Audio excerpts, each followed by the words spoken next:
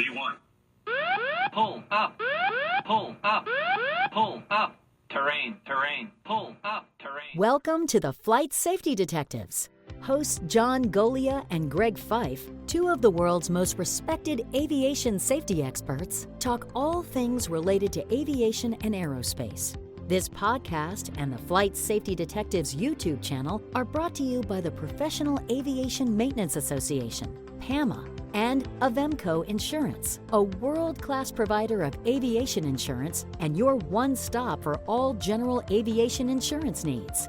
Get a customized quote at avemco.com or give them a call at 888-879-0389.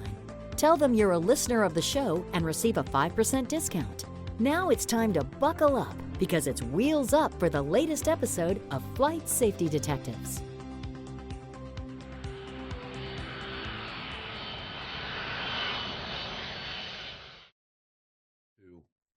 Well, hello, John. It's another episode of Flight Safety Detectives. It's apparent that both of us are in our undisclosed locations today. It's obvious that you're in a very undisclosed location. It looks like it has no address, so you must be in the witness protection program today. I've escaped. I've escaped to the near Cambridge, Vermont. Oh, good. It's a good place. Right. I don't know that there's an address here. Yep, as it should be. Well, on our last episode, we started talking about a Cessna 421C model where an engine failure led to the pilot not following proper procedures and resulted in loss of control right after takeoff. And when you look at the circumstances of the accident and what the NTSB did during the course of their investigation, they identified the obvious. That is, they identified the fact that there was an engine failure. They dissected the engine and they came up with some results, which we'll talk about in a minute. They talked about the fact that the pilot lost control of the airplane, but they really didn't get into the heart of the matter, and that was why the pilot failed to follow proper procedures, given the fact that he had just come out of training, and we'll talk about that as well.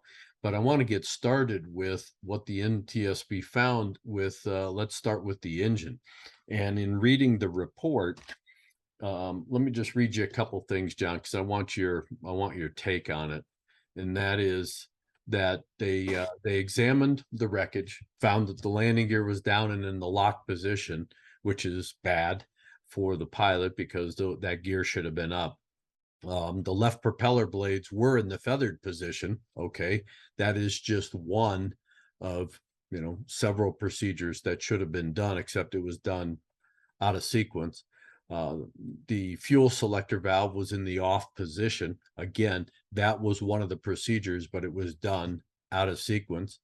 And then in looking at the examination of the left engine, which is the failed engine, the safety board wrote, examination of the left engine revealed signatures consistent with contact between the piston domes and the valves. The crankcase halves were separated and the number one cylinder main bearing was rotated and damaged and distorted severely with bearing fragments. And it goes on to talk about all of the internal damage that had been done on the crank, the cams, and the cylinders, as well as some of the pistons. And so, again, that's factual information that they found.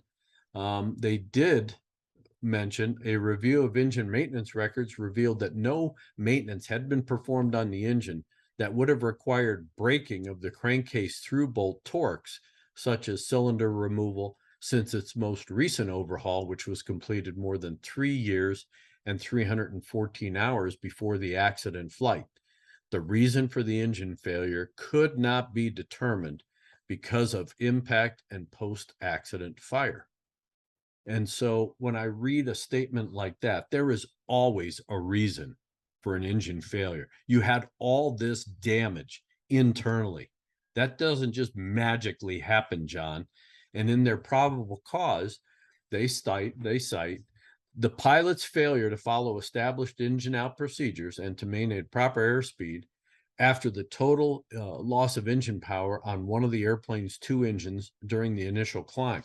Well, thank you very much. You didn't need to leave the office to come up with that particular statement. Contributing to the accident was the total loss of engine power due to a loss of torque on the crankcase bolts for reasons that could not be determined because of impact and fire. Wait a minute here.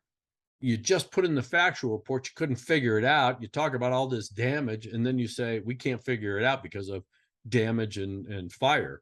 And then you say that the loss of power is due to the loss of torque on the crankcase bolts. You got to make up your mind here. Yeah, and they also say that it was a failure to follow procedures by the maintenance department. What procedures? They didn't say that. They did not say that in their report. They only talk about the failure to follow procedures by the pilot. And one of the issues that I really have a problem with is what you just brought up. Okay, so they looked at the maintenance records. They see that it's been 3 years and 314 hours since anybody supposedly touched that engine. But again, the torque on those bolts doesn't just magically, come undone. Yes, the airplane was exposed to a post-crash fire. Yes, heat can do a lot of things. But I've investigated a lot of accidents. You've investigated a lot of accidents where post-crash fire, even with the engine sitting in there cooking in those fires, has not loosened the torque on the through bolts or even on the cylinder head bolts of engines that have been exposed to high heat fires. Yes, I don't understand where they're going with how they got there, given what they said. The engine failed, and I guess they opened it up, saw all the pieces, and said, "Oh, engine failure. That's enough." Yeah, well, that's great. You don't need to leave the office. They could have sent somebody out there to do that and give them the results, and then they write, a pretty sloppy probable cause. That does not enhance aviation safety. Yeah, they tag the pilot with not following the procedures, and they cite the fact that the procedures in the flight manual are X, Y, and Z. But what they don't do, and I made a list of things of what they don't do, and this is just a partial list in the interest of time for our show. And that is that, in looking at all this, the pilot's lack of recent experience in a multi-engine airplane. They never talk about the fact that, yeah, the last time he flew a multi-engine airplane was 90 days prior. And in fact, it was when he was training. Now, he did do an hour and a half, if you will, of a FAM flight when he got the airplane back. But when you look at doing emergency procedures and really operating the aircraft, that was done in a simulator, 90 days prior to the accident. And there's two philosophies that I look at there. One, he had been flying a single engine airplane. He had a second airplane, and it was a single engine airplane, and put a lot of time on that in that 90-day period. So now he's back to a single engine airplane, single engine procedure, single engine operation, things like that.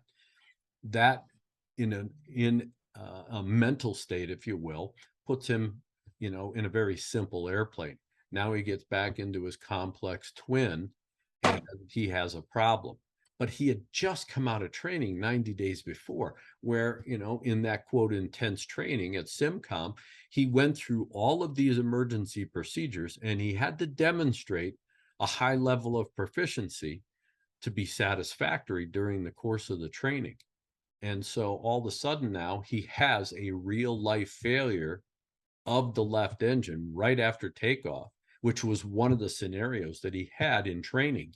Yet he doesn't follow the prescriptive procedures that he had been trained and was observed to have performed correctly.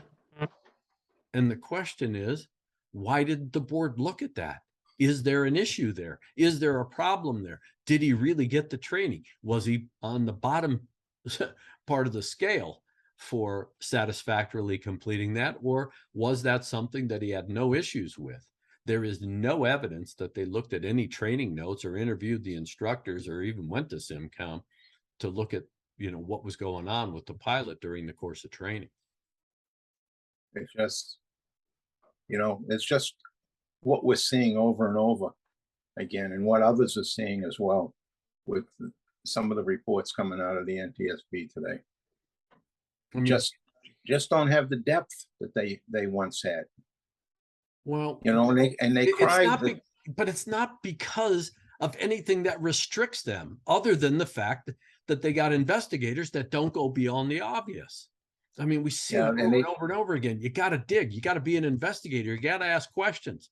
I mean, basic accident investigation 101 is asking why until you can't ask why anymore. And when it comes to training, and when it comes to flying an airplane like this, and when it comes to having a failure of an engine, which this guy just had been trained to handle proficiently, and then he doesn't do it, doesn't that raise your curiosity as an investigator going, what's going on here? you know, management at the NTSB cries for the last several years about resources being down. And maybe they are down. I haven't looked. Right. But, you know, the FAA handles the vast majority of accidents. Why doesn't the NTSB reduce the number of accidents they go out to, and the ones that they do take on, do a very thorough job of? John, they did that. That's what their current philosophy is. 30 years ago, we were doing, over 3,000 accidents. When I first joined the board eons ago, we were doing 4,000 accidents a year with a staff of about 40 investigators. They came out at least 10, maybe 12 years ago now and said, look, we're going to reduce the number of accidents that we actually go out on, and we're going to spend more time dissecting them. Well, guess what? That philosophy hasn't worked very well, because we're still getting these very simplistic probable cause statements. It's obvious that the pilot failed to follow procedures. It's obvious that there was a problem with the left engine. You don't need to leave the office to figure that out. The question is, why did these things happen when you have a pilot who is supposedly trained to a level which has been examined by an FAA certified training facility, found to be competent and proficient to handle these types of emergencies, and 90 days later, he can't do it? He gets amnesia. Yeah. Well, it's just ridiculous, because again, are there issues? Do you have to go back to the training source? Do you have to look at this guy's background? Do you have to look at proficiency? Does the FAA have to be involved with some of these things? And are there any recommendations that can be made to improve aviation safety? That one of the charters of the board is to put out safety recommendations that they may find. One of the other things, as we talked about, I made a list. The pilot performance during training is evaluated by the instructor. There are so many times where we've seen notes made by instructors where you have either a strong pilot candidate or a weak pilot candidate. And if you go back to the Buffalo Continental Express accident, the captain and the first officer both had a lot of notes that were in their training records that never really saw the light of day by the NTSB. But when you go back and look at all those instructor notes, you get a really good backstory about each of these pilots. And that's where investigators really need to be looking, is what is the backstory. It's one thing, to hold the certificate and the rating and have a logbook sign off and a little certificate you hang on your wall that you went through training. It's another thing to be able to demonstrate it 90 days later. And we saw this with the Inhofe accident. Senator Inhofe's son, who was killed in an MU-2, he got killed doing something that he had just received 5 days of training for, and failed to follow the prescriptive procedures, and ended up crashing an MU-2 on the way home from training. And again, the question is, what's going on with these pilots in training? Is it superficial training? Is it something just to check the block for insurance? What's going on here? Yeah, we see it today with the massive amount of helicopter training going on, because helicopter sales have spiked over the last year by 25%, which is great news for the helicopter industry. But all of a sudden, we're having these problems in training and crashes in training with wannabe helicopter pilots, or shortly after training even. So it's it'd be it defies me. It's beyond my pay grade. There's And something, again, yeah, something going on here, and you the know, board's not helping out, trying to get the causes. well, again, now, I mean, you have an accident, you look in the statistics of the NTSB, yeah, it falls under a multi-engine accident. Yeah, it falls under maybe, lack of procedures or the pilot's failure to follow procedures. Okay, that's pretty superficial information. Do you really learn any lessons from that? And one of the things about accident investigation is lessons learned. What can we take from this accident to improve aviation safety? That's the methodology. It's always been the methodology. You don't just go out there, kick tin, fill the blocks, and say that you did something without having some positive benefit come from each and every one of these accidents. The last thing I want to just touch on, since this is in your bailiwick, is the fact that they identified this loss of torque. They find all this damage internally. And the question is, why didn't they attribute improper maintenance actions, loss of torque on the crankcase bolts to a specific entity, and why they failed to perform the maintenance correctly? That had to be a maintenance related issue. Those bolts just didn't magically, untorque themselves. Were they properly torqued 3 years ago when maintenance was done? I would have gone back and looked at that facility, looked at their procedures, looked at the person who did it, looked at the tools that they used to see if there was an issue. And 3 years later, it culminated in these, the torque values, having not been proper to begin with, getting worse over time. And I just don't understand how that could happen after 3 years time. Usually it, maintenance problems have a long latency, but 3 years is an exceptionally long latency And period. again, then you relate it to how much flight time this airplane had, how many hours. I mean, it only had 314 hours since last maintenance. So, that's about 100 hours a year. So that airplane sat quite a bit. Yeah, it would have been nice. It would have been nice for the maintenance world to have more detail put on when they have issues involving maintenance than just saying maintenance procedures, or couldn't determine what the problem was, or even explaining the role of the torque in that engine failure. Correct. Because And you bring up a really good point, John. Okay, so how did loosening of those through bolts cause all this internal damage? It wasn't like those case halves, had a gap between them. So how is it that loose torque bolts caused this internal damage? That would have been a good explanation. Yeah, it's just missing. And so often in accidents that involve maintenance, that's, I usually describe it as the NTSB takes the maintenance event up to the hangar doors and says, okay, it's a maintenance problem. And they never go into the hangar to look. In the cockpit, they go through cockpit procedures up and down, back and forwards. Not only the NTSB, but the manufacturers. They vet every one of those procedures. The maintenance procedures are not vetted in the same way. They're written and put in a manual. And if there's anything wrong with them, they expect the end user, to contact them and let them know that there's a problem with their manuals. And it's not the way it's done in the cockpit. And I wish they revised the way they do it in the hangar, just to pick up on all those problems. Exactly. In fact, at one point in time, United Airlines, going way back, they rewrote all their maintenance manuals because of the problems they had with the manufacturer's manuals. And I know FedEx has done the same thing on some of their airplanes when they went through the conversions, like the MD-11. They rewrote all their manuals, updated them, and applied current logic to them. Because, I'm throwing stones at the manuals, some of the older manuals, but that's what they did back then. Today, we understand human factors in the cockpit, and we have a decent understanding of human factors in the hangar, but we're not applying the fixes that we have in the cockpit to the hangar. They just say, okay, yeah, it's in the hangar. Somebody else will deal with it. And they never get addressed.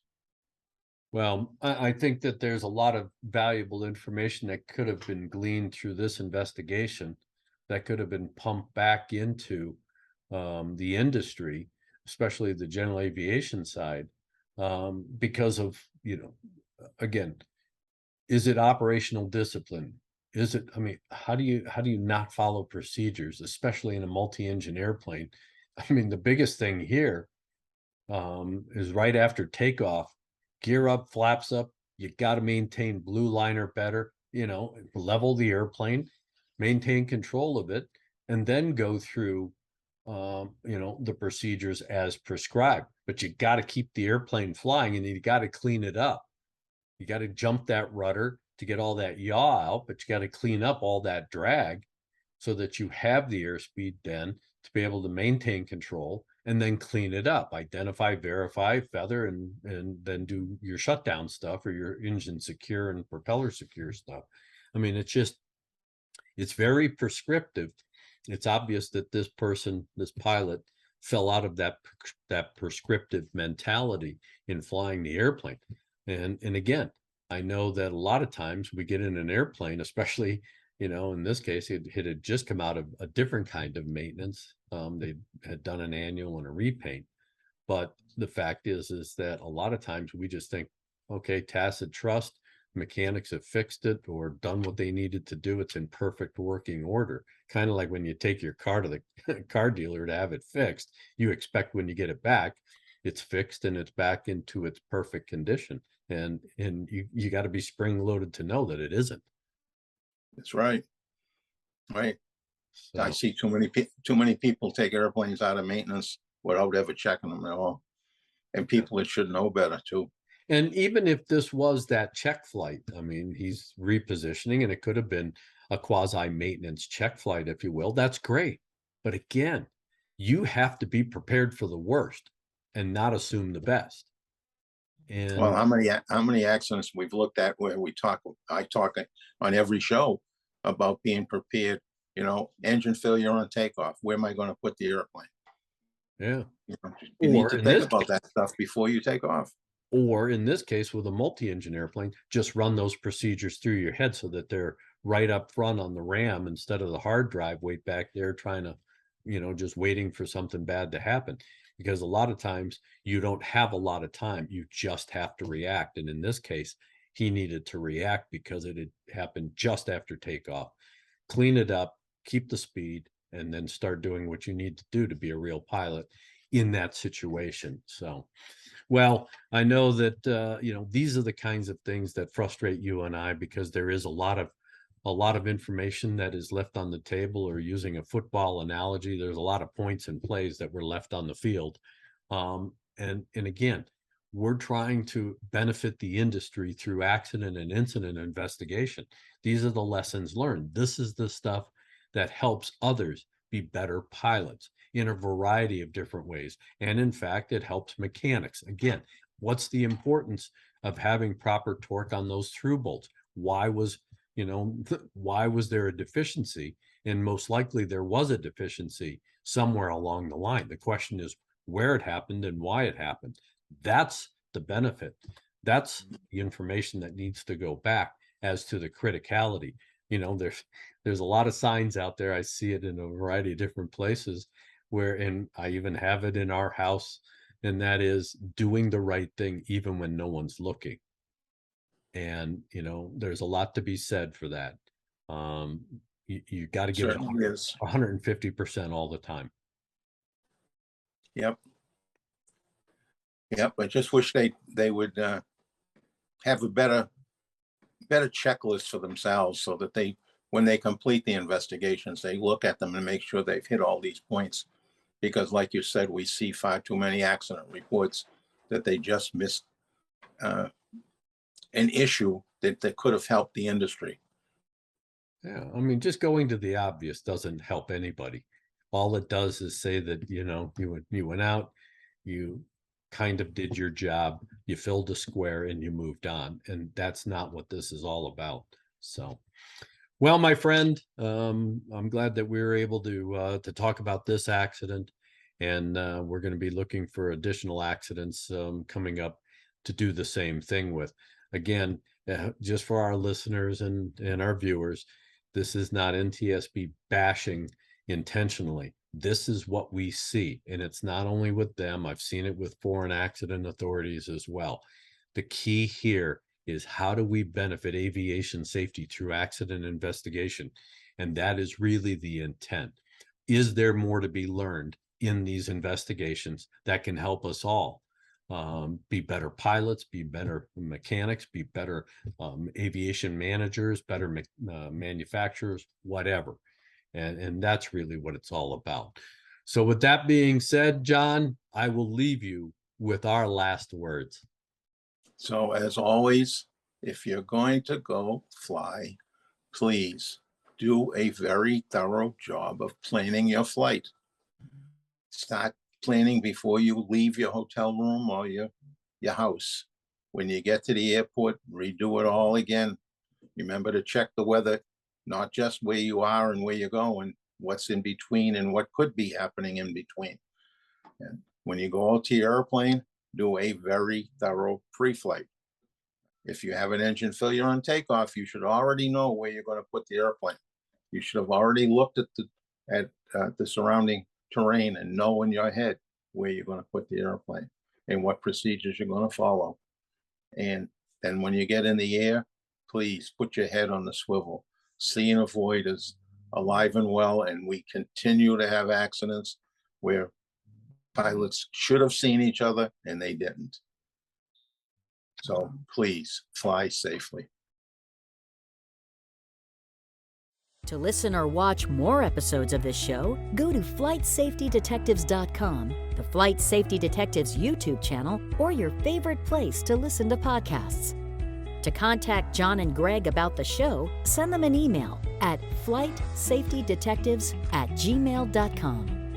And remember, for aviation insurance needs, contact Avemco Insurance at avemco.com or give them a call at 888-879-0389.